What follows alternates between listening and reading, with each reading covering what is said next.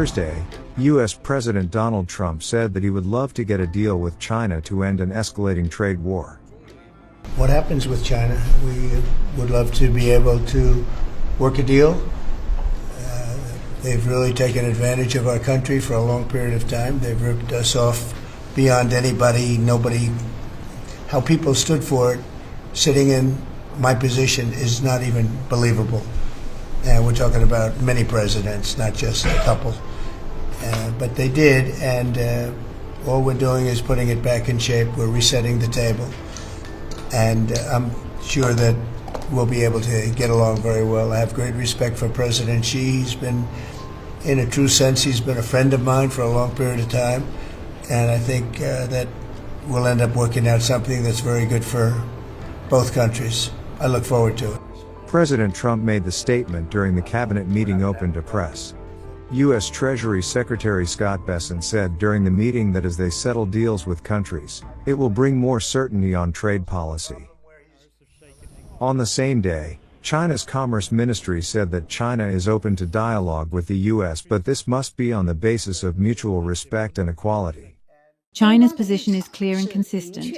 The door to talks is open, but dialogue must be conducted on an equal basis with mutual respect. China will stand by its position until the end. Pressuring, threatening, and blackmailing are not the correct.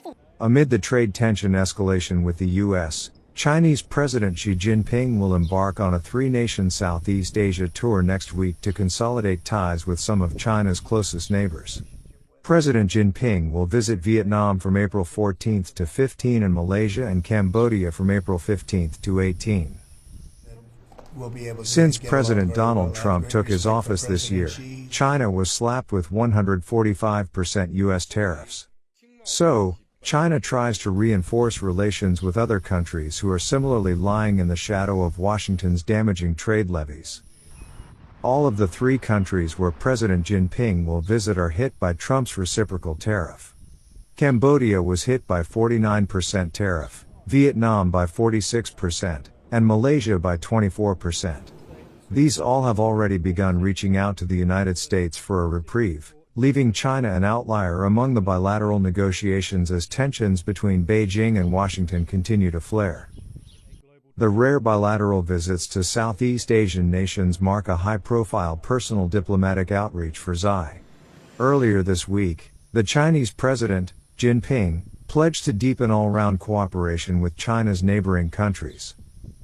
As President Trump paused tariffs from most of the countries except China, Beijing had already started to persuade regional blocs around the world to hold a common line against the punitive U.S. levies.